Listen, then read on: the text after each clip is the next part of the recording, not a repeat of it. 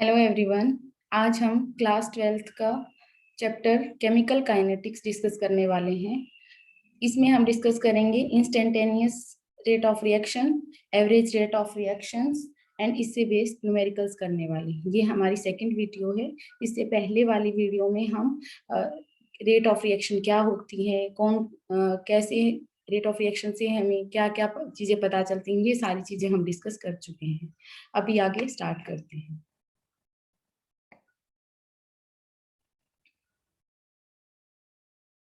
Okay, ये है average rate. हमने average rate and second is instantaneous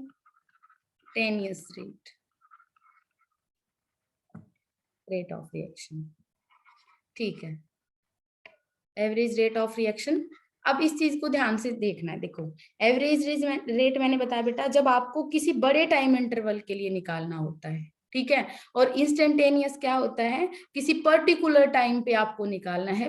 एक टाइम से ऐसे बोल सकते हो, किसी पर्टिकुलर मोमेंट पे आपको निकालना है, ठीक है। अगर ये बात नहीं, जैसे मान लो कोई रिएक्शन स्टार्टिंग कितने टाइम में, मान लो वो 500 सेकेंड लेती है कंप्लीट होने में, ठीक है। जब वो स्टार्टिंग का टाइम अगर हम उसको 0 मान लें, तो पूरा टोटल टाइम कितना लेती है, वो 500 सेकेंड लेती है, ठीक है। तो जब हमें कोई बड़ा गैप निकालना हो, यानी कि जब रिएक्शन T10 पे थी, उससे T20 तक पहुंची या फिर T100 तक पहुंची, तब इसके बीच में कितना चेंज हुआ, अगर इस तरह का बड़े गैप में निकालना हो, तो वहां पे क्या लगाते हैं हम, एवरेज रेट ऑफ रिएक्शन लगाते हैं, ठीक है। एवरेज वो जो निकालते हैं हम, वहां पे एवरेज निकालते हैं, ठीक है। और एक होता है हमारे पास इंस्टेंटेनियस क्या होता है बेटा, किसी पर्टिकुलर टाइम पे। मान लो मुझे ये देखना हो कि जब जब टाइम 20 सेकेंड हुआ था, रिएक्शन को स्टार्ट हुए 20 सेकेंड पे था,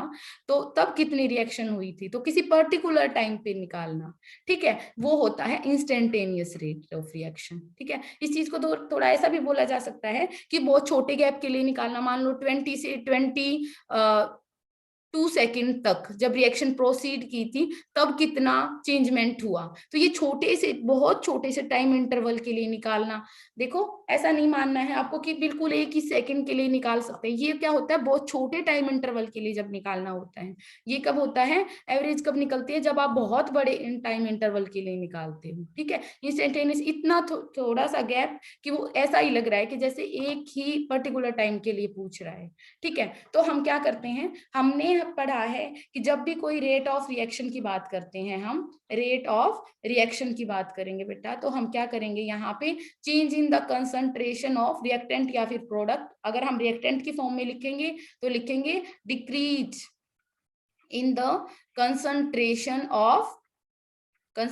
of reactant divided by time interval, यानी कि जितना भी टाइम होगा उससे हम क्या करवा देते हैं, उसको डिवाइड करवा देते हैं। तो हम टाइम इंटरवल से क्या करवा देते हैं, उसको डिवाइड करवा देते हैं, ठीक है। तो ये इस तरीके से हम क्या करते हैं, रेट निकालते हैं। यानी कि अगर मान लो पहले जो भी रेट थी, मान लो पहले जितनी भी कंसंट्रेशन थी, उसको बाद वाली कंसंट्रेशन से हम डिक्रीज कर देते हैं, ठीक है। तो देखो, एवरेज रेट निकालनी होती है, जैसे एवरेज रेट निकालते हो, एवरेज रेट, ठीक है। तो सॉरी, ये क्या है, एवरेज रेट निकालनी होती है बेटा, तो हम क्या लिखते हैं, del x by del t, ठीक है। यानी कि जब हमें बड़े चेंज के लिए निकालना है, मान लो 0 से 500, ठीक है, तो हम डेल्टा वर्ड लगाते हैं, ठीक है। तो ऑब्वियस सी बात है, स्टार्टिंग में मान लो कितने मोलर थी ये कंसंट्रेशन, कितने मोल से, मान लो 50 मोलर कंसंट्रेशन थी, एज्यूम कर लेते, इतनी नहीं होती हालांकि, 0.0 इस तरीके से लगा के चलते हैं, ठीक है, लेकिन एज्यूम कर लेते 50 मोलर थी, और बाद में वो कितनी बच गई है, मान लो 20 मोलर तक बच गई है, ठीक है। तो कितने का चेंज हो गया है हमारा, 30 का चेंज हो गया है। तो हम यहाँ पे क्या लिखते हैं, डेल लगाते हैं, यानी कि जो बाद वाली कंसंट्रेशन थी उसमें से पहले वाली कंसंट्रेशन को माइनस करेंगे, क्योंकि माइनस रिएक्टेंट की फॉर्म में लिखेंगे तो माइनस का साइन लगाना है हमें, ठीक है। तो कितना लिखोगे आप, इसी चीज को कैसे लिखोगे बेटा, -20, क्योंकि बाद वाला ये वाला x है, देखो हम x लिखें इसको x1, ठीक है, और ये क्या है हमारा x2। तो फॉर्मूला क्या होता है, x2 माइनस x1, ये क्या मान लिया मैंने, x2, और ये क्या माना मैंने, x1, ठीक है। तो x2 माइनस, क्योंकि माइनस पहले से लगा होता है इसमें, और x2 minus x1 minus 50 divided by जितना भी टाइम इंटरवल है हमारे पास, ठीक है। यानी कि बाद वाला टाइम कितना है 500 सेकेंड और स्टार्टिंग वाला 0 था, ठीक है। तो ये हमारा क्या होता है, हमारा इस तरीके से एवरेज रेट निकल आएगी। तो हमने क्या किया, बाद वाली कंसंट्रेशन को देखो, मैं फिर से रिपीट करती हूँ बेटा, क्या किया हमने, जो बाद में जो रिएक्शन T2 टाइम पे, ये T2 है हमारे पास और ये क्या है T1। T2 टाइम पे जितनी कंसंट्रेशन थी उसमें से T1 टाइम पे जो कंसंट्रेशन थी उसको क्या करवा दिया मैंने, माइनस करवा दिया, ठीक है। फिर नीचे क्या लिखते हैं हम, डेल टी, डेल टी मतलब बाद वाला T2 माइनस T1। तो ये कैसे होता है, यानी आप ऐसे लिख सकते हो ना, minus x2 minus x1 divided by T2 minus T1, इस तरीके से, ठीक है। ये जो डेल्टा वर्ड यूज हो रहा है ये किसके लिए हो रहा है, कि बाद वाली कंसंट्रेशन माइनस पहले वाली कंसंट्रेशन, बाद वाला टाइम माइनस में पहले वाला टाइम, ये वाली बात है। तो बेटा देखो, ये डेल्टा वर्ड में ये सिखाना चाह रही हूँ कि जब एवरेज की बात करेंगे तो हम बड़े गैप की बात कर रहे हैं, तो ये क्या वर्ड यूज किया जाता है हमारे लिए, डेल्टा वर्ड यूज किया जाता है, मतलब डेल्टा लगा देते हैं हम, ठीक है। लेकिन जब हम किसकी बात करेंगे, इंस्टेंटेनियस रेट, जैसे ये वाला टाइम मैंने लिया था, ठीक है, ये वाला टाइम लिया था, मान लो इस पे आपकी जो x1 कंसंट्रेशन थी 20 सेकंड पे, एज्यूम कर लेते हैं वो 45 मोलर थी, ठीक है। और क्योंकि ये 22 सेकंड तक ही पहुंची है, हो सकता है ये कितनी पहुंची होगी 44.9 मोलर तक बची हो, यानी कि तो हल्का सा चेंज हुआ है, हल्का सा क्या हुआ है, चेंज हुआ है। तो चेंज यहाँ पे कितना हुआ है बेटा, थोड़ा सा चेंज हुआ है, ठीक है। यहाँ पे 45 थी, ये क्या है 44.9 है, यानी कि 0.1 का डिक्रीज हुआ है। और टाइम भी क्या है, इंटरवल कम है। तो पता है क्या है, यहाँ पे जब हम किसकी बात करेंगे, इंस्टेंटेनियस, इंस्टेंटेनियस रेट रिएक्शन की बात करेंगे, तो हम क्या लगाएंगे बेटा, इंस्टेंटेनियस रेट के लिए डी एक्स, ठीक है, और डी टी। तो आप बच्चों को ये बात समझ आना चाहिए, D change in the concentration of x, D T क्यों लगाया, क्योंकि डी वर्ड कहाँ पे लगाते हैं हम, डी आपने मैथ्स में पढ़ा होगा कि डेल्टा क्या होता है, बड़े चेंज के लिए यूज करते हैं, और डी क्या करते हो आप, छोटे चेंज के लिए रिप्रेजेंट करवाते हो। तो बहुत छोटे टाइम इंटरवल में अगर हमें निकालना होता है तो हमें क्या लिखना पड़ता है, डी लगा देते हैं, ठीक है। तो जब भी आपको एवरेज रेट निकालनी होती है तो वहां पे डेल्टा लगाते हैं, और जब भी हमें इंस्टेंटेनियस निकालनी होती है तो वो क्या लिखोगे आप, डी, ठीक है। तो डी लगा देते हैं यहाँ पे, और डी टी, यानी कि ये डेल्टा की जगह हो गया, जैसे वहां था डेल्टा एक्स, यहाँ पे D x divided by D T, क्योंकि ये थोड़े चेंज के लिए। तो आपको ध्यान रखना है, इंस्टेंटेनियस क्या होता है, किसी पर्टिकुलर मोमेंट पे निकालना, ठीक है। अब आपको बिल्कुल दिमाग में ये बात फिट कर लेनी है कि इंस्टेंटेनियस का मतलब सिर्फ पर्टिकुलर पे नहीं, ऐसा भी हो सकता है कि बहुत थोड़े टाइम इंटरवल के लिए निकालना, वो भी इंस्टेंटेनियस के इक्वल ही आएगा, ठीक है। तो हमारे ये दो चीजें थी। अब हमें मान लो कैलकुलेट करना पड़ जाए, अब उसके पहले कैसे फाइंड आउट करेंगे हम, तो इंस्टेंटेनियस हो गया, एवरेज हो गया, समझ आ गया आप सभी बच्चों को। अब हम बात करते हैं कि जब भी देखो मैंने क्या किया, मान लो टाइम क्या था हमारे पास मान लो 0.08 मोलर, ये वाला हमारे पास कंसंट्रेशन थी, ठीक है। ये थी हमारी x1। जैसे जैसे टाइम गया हमारी कितनी बची लास्ट में, x2 कितनी बची, मान लो 0.01 बच गई, ठीक है। इतना कम हो गया हमारे पास, ठीक है। ये क्या है, रिएक्टेंट की कंसंट्रेशन, ये क्या है, कंसंट्रेशन ऑफ रिएक्टेंट, रिएक्टेंट, ठीक है। तो पहले कितनी थी 0.08, और बाद वाली कंसंट्रेशन कितनी बच गई 0.01, ठीक है। ये टाइम कौन से पे थी, टाइम जब रिएक्शन स्टार्ट हुई, ठीक है, तब x1 कितना था, यानी कंसंट्रेशन कितनी थी 0.08, और जब रिएक्शन कितने पे पहुंची 50 सेकंड पे, ठीक है, 50 सेकंड तक पहुंची, तो इतना टाइम हुआ, तब कंसंट्रेशन कितनी बची थी 0.01, ठीक है। तो अगर आप इस ग्राफ को प्लॉट करो, मान लो मैं क्या करवा देती हूँ बेटा, यहाँ पे ग्राफ प्लॉट करवाने लग जाऊं सिंपली, ठीक है। तो आपने क्या देखा कि ये क्या है, कंसंट्रेशन ऑफ रिएक्टेंट, यानी कि कंसंट्रेशन ऑफ रिएक्टेंट तो टाइम के साथ क्या हो रही है बेटा, डिक्रीज हो रही है। तो देखो जब टाइम क्या था, जीरो था, जब टाइम 0 था। अब टाइम मान लो 1 सेकंड भी हुआ होगा, टाइम 1 सेकंड, टाइम कितना हुआ होगा 2 सेकंड भी हुआ होगा, टाइम 3 सेकंड भी हुआ होगा, 4, इस तरीके से जैसे जैसे टाइम क्या करता चला जाता है, बढ़ता चला जाता है। तो हम मान लो इस स्केल पे क्या दिखा रहे हैं, टाइम को रिप्रेजेंट करवा रहे हैं, और इस स्केल पे क्या करवा रहे हैं बेटा, कंसंट्रेशन। ठीक है, कंसंट्रेशन ऑफ रिएक्टेंट, ये ध्यान रखना है, हम किसको रिप्रेजेंट करवा रहे हैं, कंसंट्रेशन ऑफ रिएक्टेंट। तो आपने क्या देखा बेटा, जैसे जैसे टाइम बढ़ रहा है, जैसे जैसे क्या हो रहा है, टाइम बढ़ता जा रहा है, कंसंट्रेशन क्या होती जा रही है, घटती जा रही है। 0.08 था, 0.01 बच गया। ठीक है, तो जब टाइम 0 था, जब क्या था, टाइम 0 था, कुछ ना कुछ कंसंट्रेशन थी, कुछ ना कुछ क्या है, मान लो मैं यहाँ पे रिप्रेजेंट करवाने लग जाऊं 0.01, 0.02, 0.03, इस तरीके से, तो कुछ ना कुछ कंसंट्रेशन थी यहाँ पे। तो इसका मतलब जैसे जैसे टाइम बीतता गया, आपकी कंसंट्रेशन क्या होती जाएगी बेटा, कम होती चली जाएगी, जैसे जैसे टाइम जाता जाएगा, क्योंकि ये किसकी कंसंट्रेशन है, रिएक्टेंट की। जब टाइम बिल्कुल रिएक्शन स्टार्ट नहीं हुई थी तब मैक्सिमम कंसंट्रेशन थी। ठीक है, जैसे जैसे टाइम होता जाएगा, वो रिएक्टेंट किसके अंदर कन्वर्ट होता चला जाएगा, प्रोडक्ट के अंदर। ठीक है, तो जब टाइम 0 था, जब टाइम क्या था, 0 था, तो कंसंट्रेशन थी 0.08। ठीक है, और प्रोडक्ट की कंसंट्रेशन 0 थी। जब टाइम कितना हुआ बेटा, मैंने एज्यूम कर लिया 50 सेकेंड हुआ। ठीक है, तो मैंने बोला कि ये बच गई बेटा 0.01, और कुछ ना कुछ क्या बना होगा, यहाँ पे प्रोडक्ट बन गया होगा बाकी का। ठीक है, तो यहाँ पे 0.07 क्या बना है, प्रोडक्ट में चला गया है।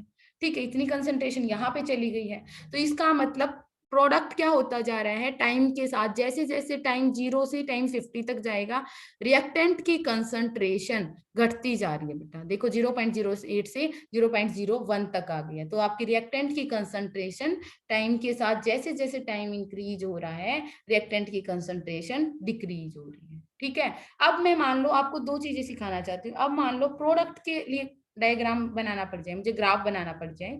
ठीक है, तो मैं टाइम लिखती हूँ उसी तरीके से यहाँ पे, और यहाँ पे लिखती हूँ मैं कंसंट्रेशन ऑफ प्रोडक्ट। क्या लिखती हूँ मैं यहाँ पे, कंसंट्रेशन ऑफ प्रोडक्ट। टाइम वही 0, टाइम फिर 1 सेकंड भी हुआ होगा, टाइम 2 सेकंड भी हुआ होगा बेटा। ठीक है, 3 भी हुआ होगा, 4 भी हुआ होगा, 5 भी हुआ होगा, इस तरीके से क्या चला गया होगा, टाइम बढ़ता चला गया होगा। ठीक है, यहाँ पे क्या है, कंसंट्रेशन ऑफ प्रोडक्ट।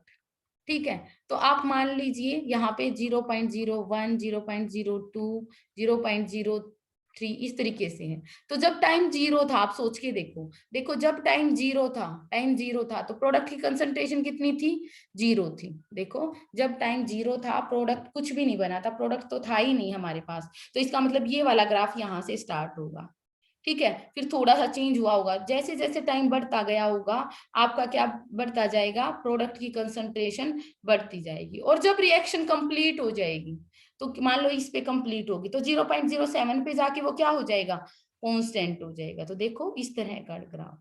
तो आपको देखो ध्यान रखना है कैसे बन रहा है ग्राफ, जब कंसंट्रेशन ऑफ रिएक्टेंट को रिप्रेजेंट करवा रहे हो तो डिक्रीजिंग ग्राफ बनेगा। ठीक है, जो ये स्लोप होगा ये नीचे की तरफ जाता हुआ आपको दिखेगा। ठीक है, नेगेटिव स्लोप आपको दिखेगा। और लेकिन जब आपका प्रोडक्ट के वर्सेस आपको डायग्राम ड्रॉ करना पड़े, टाइम के वर्सेस कंसंट्रेशन ऑफ प्रोडक्ट, तो आप समझ सकते हो इस बात को कि बेटा इस तरीके से इंक्रीजिंग बनेगा। ठीक है, तो दोनों ग्राफ्स में कंफ्यूज नहीं होना है।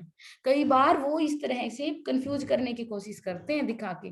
ठीक है, और बच्चे ये समझ नहीं पाते कि कर क्या रहा है। देखो सिंपली क्या कर रहा है, आपको समझ होनी चाहिए इस चीज की कि रिएक्टेंट सबसे पहले मैक्सिमम होगा। रिएक्टेंट तो कभी 0 हो ही नहीं सकता जब टाइम 0 होगी, क्योंकि रिएक्टेंट तो कुछ ना कुछ अमाउंट मिलेगी जो प्रोडक्ट में कन्वर्ट होगी। तो जब डिक्रीजिंग ग्राफ दिखेगा तो इसका मतलब यहाँ पे कंसंट्रेशन ऑफ रिएक्टेंट के वर्सेस ड्रॉ कर रखा है।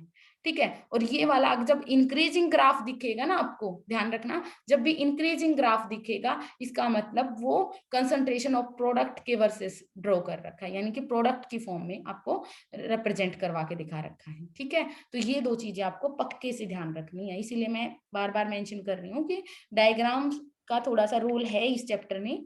ठीक है, तो आपको ध्यान रखना है इन चीजों का, कंफ्यूज नहीं होना है। ठीक है, अब स्टार्ट करते हैं। अब हम कैलकुलेशन करेंगे, यानी कि कैसे कैलकुलेट करेंगे किसी पर्टिकुलर मान लो रिएक्शन को हमें क्या करना है, एवरेज रेट निकालनी है। मान लो मैं यहाँ पे एक डायग्राम ड्रॉ कर लेती हूँ, कुछ भी मान सकते हो। देखो मैं ये समझाने के लिए आपको ये कोई भी डायग्राम बना लिया मैंने, ठीक है। और मैंने ये मान लिया कि यहाँ पे टाइम है और यहाँ पे मैंने क्या लिया है, ध्यान रखना, कंसंट्रेशन ऑफ रिएक्टेंट्स। तो रिएक्टेंट वाला तो आपको पता है कैसे जाएगा, डिक्रीजिंग जाएगा, ठीक है। तो आप क्या करते हो, यहाँ पे जीरो, ये क्या है, टाइम क्या था, जीरो, ठीक है। तो टाइम पे ये जीरो, एक्स भी यहाँ पे कितनी थी, जीरो। तो आप क्या करो, मान लो यहाँ पे 0.01, ये क्या है 0.02, 0.03, ये क्या हो जाएगा 0.04, और जीरो ये 0.5, 0.06, 0.07, ठीक है। और यहाँ पे क्या हो जाएगा, टाइम 1 सेकेंड भी हुआ होगा बेटा, 1 2 3 4 5 6 7 8, कितना ही ड्रॉ कर लो, मतलब मैं आपको एक्सप्लेन करने के लिए जस्ट ड्रॉ कर रही हूँ। अब मान लो मैंने ये डायग्राम कुछ इस तरीके से बना देती हूँ। मान लो मैं क्या करती हूँ, डायग्राम को, ऑब्वियस सी बात है रिएक्टेंट वाला तो इस तरीके से जाएगा, ठीक है। रिएक्टेंट वाला ग्राफ क्या जाएगा, इस तरीके से जाएगा। थोड़ा सा अच्छे से ड्रॉ करते हैं, देखो दोबारा से, मान लो इसने पे स्टार्ट करवा देते हैं,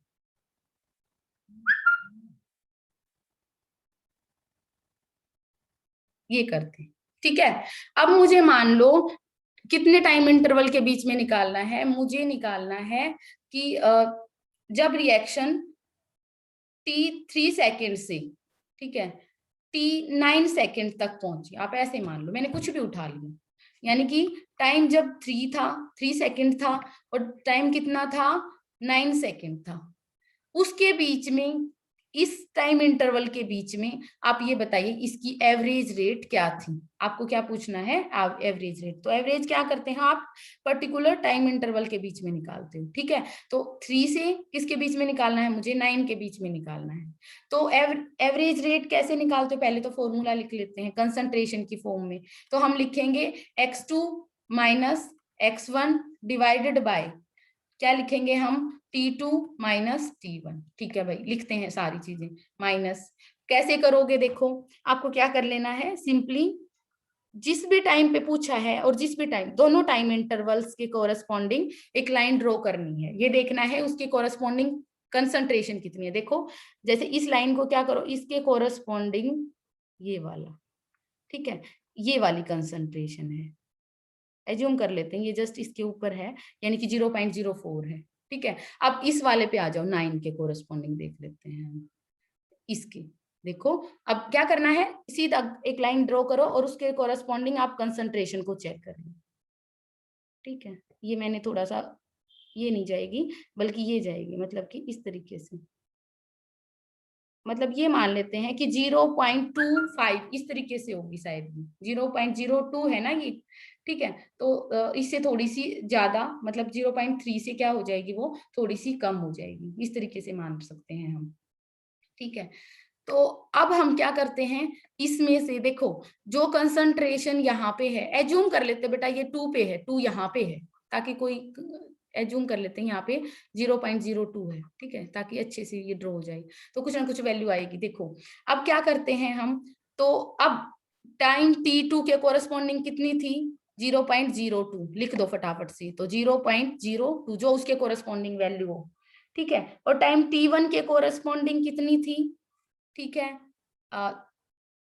कितनी होगी हमारी T1 कितनी होगी, 0.04, ठीक है। और T2 कितना था हमारा 9, और T1 कितना है हमारा 3, ठीक है। बाद वाला टाइम कितना था 9, और पहले वाला 9 टाइम कितना था, T1 कितना था 3, तो वही वाली बात है, ठीक है। तो बाद वाली कंसंट्रेशन कितनी थी 0.02, और पहले वाली कंसंट्रेशन कितनी थी 0.01, तो 1 पहले वाली जो स्टार्टिंग में थी, ठीक है। तो हमने जस्ट सिंपली माइनस कर देना है, और हमें क्या आ जाएगी हमारे पास, इन दोनों से क्या आ जाएगी, एवरेज वैल्यू निकल आएगी हमारे पास। ये कितनी आ जाएगी, 0. ये प्लस का हो जाएगा क्योंकि ये माइनस का साइन है यहाँ पे, ठीक है। तो 0.02 का चेंज आ जाएगा और डिवाइडेड बाय 9 में से 3 गया 6, तो हमारे पास क्या आ गई, एवरेज रेट आ गई।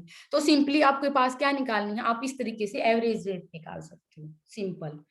दोबारा से बता देती हूँ किस तरीके से करना है। देखो, एक सेकेंड रुकना बेटा, ये वाला इस तरीके से हम ये मान लेते हैं 0.02, ऐसे था, कुछ भी मान सकते हैं, ये वैल्यू को 0.025 हो जाएगा, सिंपली बढ़ जाता है। बस मैंने सिंपलिसिटी के लिए, ताकि वैल्यू ड्रॉ कर पाए हम, इसलिए मैंने ये लिख दिया था।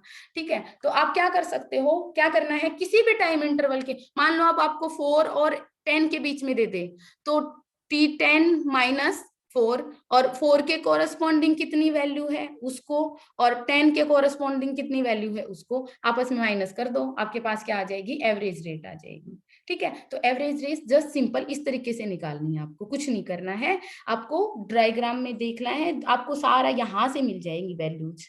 ठीक है, 2 वैल्यूज आपको देगा टाइम, वो देगा, बाकी वैल्यूज आप यहाँ से एक्स्ट्रा प्लॉट करके, मतलब यहाँ पे ड्रॉ करके, और तब आप क्या कर लोगे, कंसंट्रेशन फाइंड आउट करते, ये होगी एवरेज रेट। ठीक है, इस तरीके से हम एवरेज रेट निकालेंगे। अगर हमें, मान लीजिए हमें इसी डायग्राम के अंदर, मान लो मैं क्या कर देती हूँ, अब हमें इंस्टेंटेनियस रेट निकालनी है, इंस्टेंटेनियस। अब ध्यान रखना है, देखो कैसे ड्रॉ करोगे, देखो अब किसी पर्टिकुलर, चलो ये दोबारा से ही कर देते हैं मैं, चलो ओके। अब मान लो मेरे पास ऐसा ही ग्राफ है बेटा, ठीक है, वैसे ही टाइम 0 भी होगा, टाइम 1 भी होगा, 2 सेकंड भी होगा, 3 सेकंड भी होगा, 4 भी होगा, 5, 6, 7, इस तरीके से, और कंसंट्रेशन उसी तरीके से 0.01, 0.02, कुछ भी हो सकते हैं ना कंसंट्रेशन, ये तो जस्ट अजम्पशन है हमारी, 0.3, 0.04 और 0.05 और 0.06, इस तरीके से है।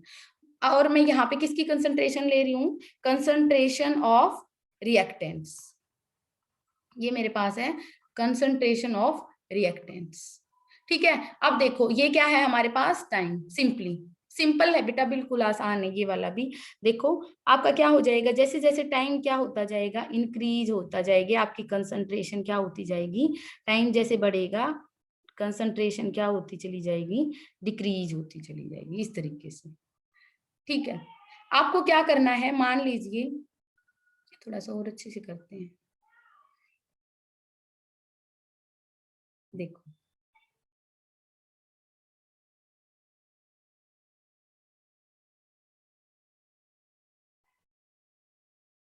चलो कोई नहीं, ठीक है, देख लेना बेटा, ये थोड़ा सा इंक्रीजिंग नहीं दिखाना है, ये डिक्रीज ही दिखाना है आपको वैसे। ठीक है, ओके, नीचे दिखाना है। ठीक है, तो आप अच्छे से बना लेना, ये बन नहीं रहा है बिल्कुल भी। ठीक है, तो अगर मान लो किसी इंस्टेंट पे निकाला, इंस्टेंट का मतलब मुझे तो ये पता करना है कि जब टाइम 3 सेकंड हुआ था ना, तब बताओ रिएक्शन कितनी थी। मैं ये जिद लगा देती हूँ कि 3 सेकंड पे बताओ रिएक्शन की उस टाइम पे स्पीड कितनी थी। तो मैं क्या करती हूँ बेटा, मुझे इस पॉइंट पे चाहिए ये वाली रिएक्शन, ये बताओ कि यहाँ पे स्पीड कितनी थी। तो आप कैसे कैलकुलेट करोगे, आपको कैसे कैलकुलेट कैसे करना है, इसके लिए क्या करना है, आपको एक स्लोप लेना है, यानी कि टेंजेंट जो निकालते हैं वो वाली वैल्यू निकलनी। क्या करना है, आप जिस भी पॉइंट पे निकालना, मान लो 3 के पॉइंट निकालना है, सबसे पहले उसको कंसंट्रेशन वाली उस लाइन के ऊपर मिला दो। मिलाने के बाद आपको क्या करना है, जस्ट आपको एक सिंपल इस वाले को एक्सटेंड करके डायरेक्ट सीधा बिल्कुल स्ट्रेट, आपको क्या करना है, इसको इससे आगे फर्दर जहां पे भी ये मिले ना, उससे टेंजेंट ड्रॉ करना है, जैसे आप टेंजेंट ड्रॉ करते हो, इसको इस वाली लाइन से ड्रॉ करवा दो। ठीक है, डायरेक्ट मिला देना है, मतलब सीधा स्केल लगा के इस तरीके से डायरेक्ट आपको मिला देना है। इसको इस वाली से एक्स से मिला देते हैं और इसको टी से मिला देते हैं। ठीक है, ये क्या निकालना है, हमें टेंजेंट निकालना है। ठीक है, अब हमें क्या निकालनी है, रेट ऑफ रिएक्शन। ठीक है, यानी dx बाय dt, अब डी वर्ड यूज करेंगे हम इंस्टेंटेनियस के लिए। ठीक है, तो क्या करना है आपको, आपको स्लोप निकालना है। ठीक है, टेंजेंट निकालना है, तो कैसे निकालोगे, स्लोप कैसे निकालते हो, देखो दो चीजें होती है ना, टेंजेंट किस, स्लोप किसी किसी भी लाइन का स्लोप कैसे होते हैं, टेन थीटा से निकलता है, टेंजेंट से निकलता है। और टेंजेंट का दूसरा फॉर्मूला क्या होता है, परपेंडिकुलर बाय क्या होता है आपका बेस, P बाय B। ये वाला भी होता है पंडित बद्रीनाथ, जो वाला आपका मैथ्स में फॉलो करते हो। ठीक है, टेंजेंट निकालने के, क्योंकि इससे क्या निकलेगा, slope slope of tangent. Tangent, ठीक है। और टेंजेंट निकालने का फॉर्मूला मतलब जो रिएक्शन होगी ना, रेट ऑफ रिएक्शन ये वाली, इसकी वैल्यू इसके इक्वल आएगी।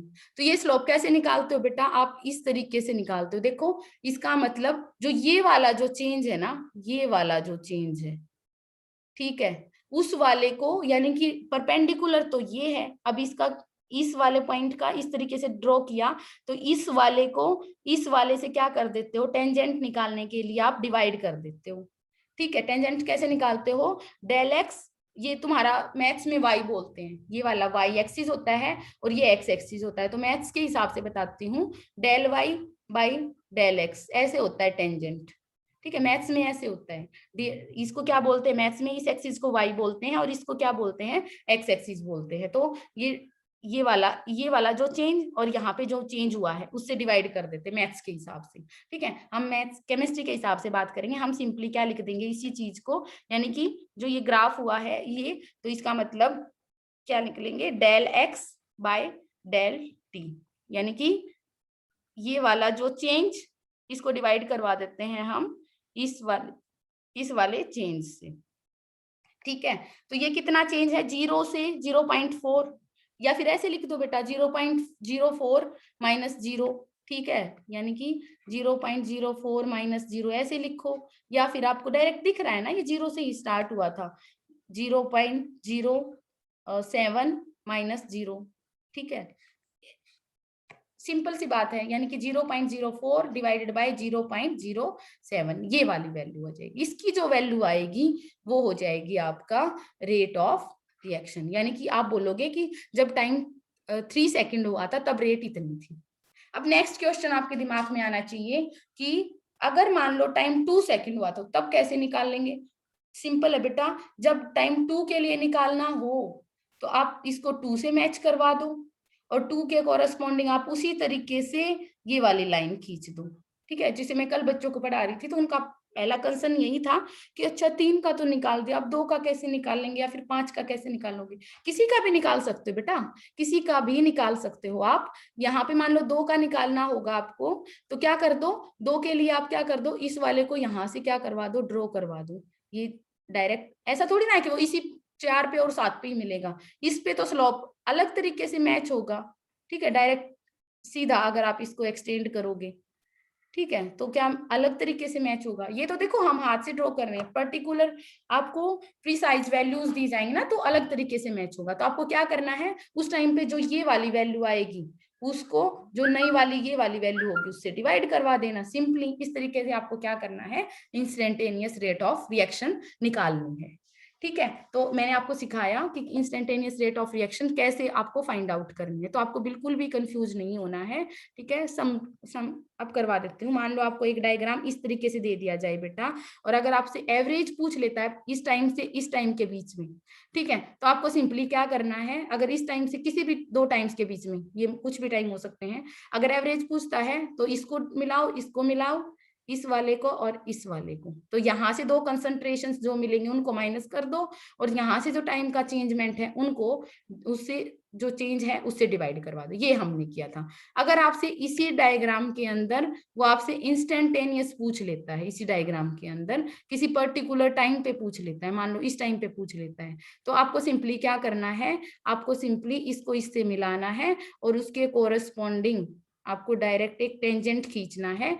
तो उसकी जो ये वाली वैल्यू है, देखो ये वाली एक्स वाली, देखो ये वाली, देखो केमिस्ट्री में अलग लैंग्वेज में बोलते हैं, मैं ये बोलती हूँ कि ये वाली बेटा, जिसको हम परपेंडिकुलर बोल रहे हैं ना, इस वाली वैल्यू को इस वाली वैल्यू से क्या करवा दो आप, डिवाइड करवा दो। ठीक है, सिंपली।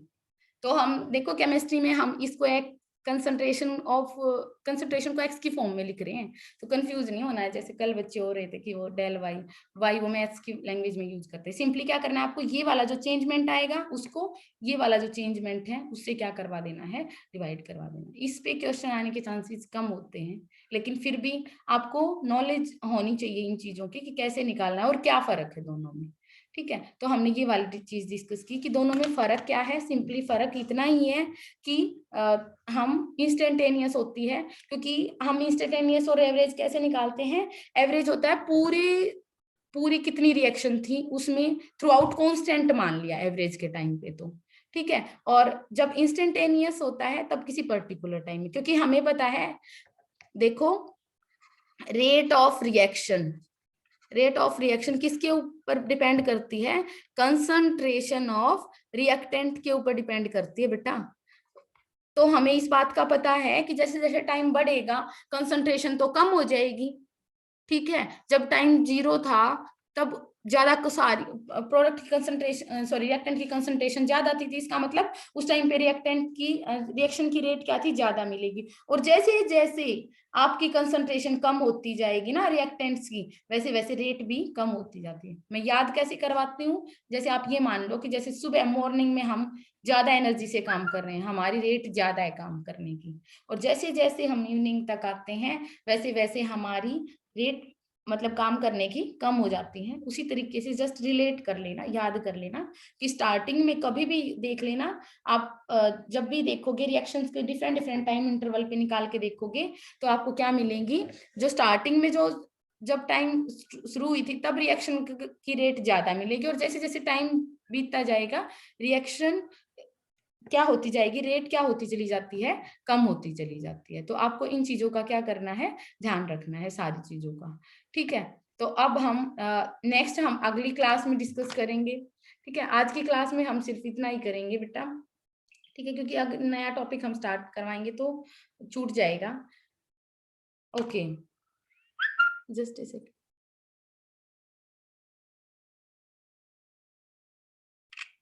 ओके।